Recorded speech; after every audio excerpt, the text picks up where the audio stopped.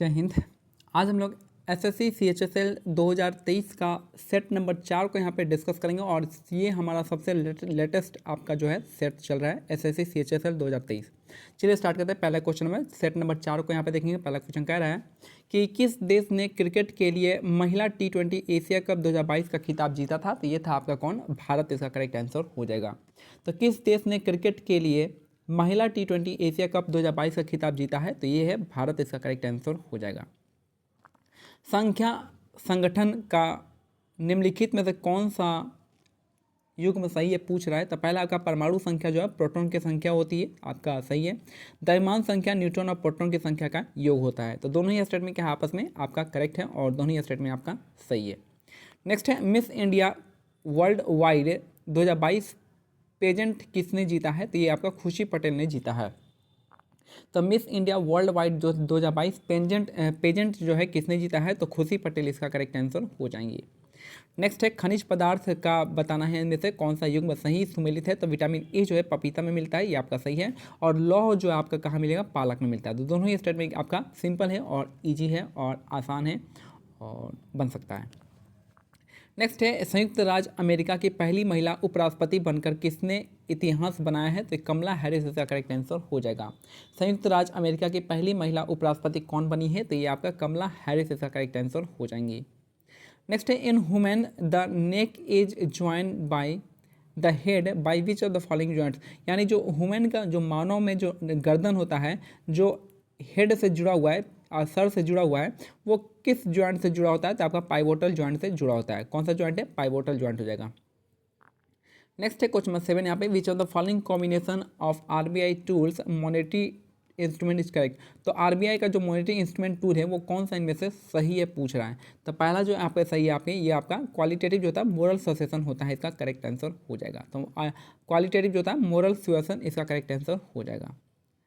तो अगर नहीं आता है तो कोई दिक्कत नहीं, आप इसको छोड़ सकते हैं, ये टफ क्वेश्चन माना जाता है। नेक्स्ट है 1793 में जब बंगाल में इस्तेमरारी बंदोबस्त लागू किया गया था तब उसका गवर्नर जनरल कौन था? तो ये था आपका कॉर्नवालिस। कॉर्नवालिस ने ही इस्तेमरारी सिस्टम को बंदोबस्त को लागू किया गया था। इसी को लगभग कहते हैं परमानेंट सेटलमेंट भी इसी को कहा जाता है 1793 का। ठीक है, तो परमानेंट सेटलमेंट को ही क्या कहते हैं हम? इस्तेमरारी बंदोबस्त कहते हैं। तो चार्ल्स कॉर्नवालिस इसका करेक्ट आंसर हो जाएगा। नेक्स्ट है पश्चिमी हिमालय में बौद्ध शिक्षा का सबसे बड़ा केंद्र जो है गोम्पा।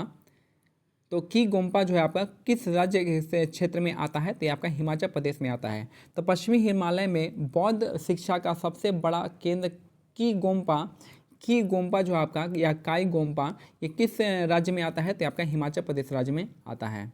नेक्स्ट है किस भारतीय स्वतंत्रता सेनानी को भारत का बिस्मार्क भी कहा जाता है? तो भारत का बिस्मार्क जो हम कहते हैं आपको सरदार वल्लभ भाई पटेल को कहते हैं। तो भारत का बिस्मार्क किसे कहा जाता है? तो सरदार पटेल को कहा जाता है।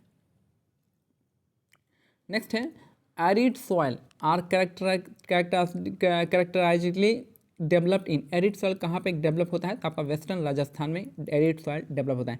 एरिड सॉइल का मतलब है सिंपल सा कि आपका डेजर्ट सॉइल कह सकते हैं। एरिड सॉइल को क्या कह सकते हैं? डेजर्ट सॉइल कह सकते हैं। ठीक है, तो जो कि आपका एक एरिड टोपोग्राफी बताता है वो कहाँ पे होगा? तो राजस्थान में आपका आता है एरिड टोपोग्राफी। नेक्स्ट है भारतीय संविधान का अनुच्छेद 2 जो है आपका नए राज्यों का प्रवेश और उनकी स्थापना से संबंधित है। तो आर्टिकल 2 जो है आपका नए राज्यों के प्रवेश या उनकी स्थापना से संबंधित है। नेक्स्ट है क्वेश्चन 13 कह रहा है 2011 की जनगणना के अनुसार 2001 से 11 तक भारत की जनसंख्या का वार्षिक वृद्धि दर क्या रहा है? तो वार्षिक वृद्धि दर जो रहा है आपका 1.64% रहा है। ठीक है, तो ये वार्षिक वृद्धि दर हो जाएगा 1.64%, इसका करेक्ट आंसर हो जाएगा। एनसीआरबी का क्या फुल फॉर्म है? तो ये आपका फुल फॉर्म हो जाए नेशनल क्राइम रिकॉर्ड ब्यूरो, इसका करेक्ट आंसर हो जाएगा। एनसीआरबी का फुल फॉर्म है नेशनल क्राइम कंट्रोल ब्यूरो, इसका करेक्ट आंसर हो जाएगा। नेक्स्ट है Uday Shankar was an Indian dancer best known for creating है। तो उदय शंकर जो है कि इनका फेमस है किसके लिए? तो आपका फ्यूजन स्टाइल ऑफ डांस के लिए। तो फ्यूजन स्टाइल ऑफ डांसिंग के लिए जो है आपका उदय शंकर फेमस है आपके। तो Uday Shankar fusion style of dance के लिए फेमस है।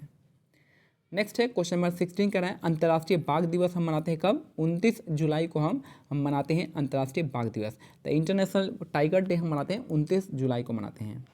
नेक्स्ट है निम्नलिखित में से किन वर्षों के दौरान कुतुबुद्दीन ऐबक ने शासन किया था। तो कुतुबुद्दीन ऐबक का जो टाइम था आपका 1206 से लेकर 1210 तक था। तो कुतुबुद्दीन ऐबक जो है 1206 से लेकर 1210 तक हो जाएगा।